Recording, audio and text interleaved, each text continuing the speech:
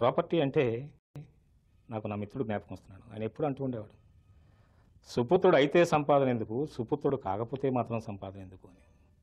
నాకు ముందు అర్థమయ్యేది కాదు. ఏమిటి మామగారు, ఏంటి విశేషం, ఏంటి దాని అర్థం ఏంటి సార్, విపులీకరించండి ఏమని. ఏమీ లేదు, సుపుత్రుడు, సపోజ్ నీ కొడుకు సుపుత్రుడు, నీ సంపాదన అక్కర్లా, అతని కాళ్ళ మీద అతను నిలబడి స్వయం సమృద్ధి చేసుకుని జీవితంలో పైకి వచ్చి మిమ్మల్ని కూడా నిలబెడతాడు. సపోజ్ మీ అబ్బాయి సుపుత్రుడు కాదు, ఈవినింగ్ సెషన్లోనూ, డైనింగ్ సెషన్లోనూ, వైనింగ్ సెషన్లోనూ, ఇంకొక సెషన్లోనూ 4 రాంగ్ సిగ్నేచర్స్ పారేస్తాడు 4 కాగితాల మీద.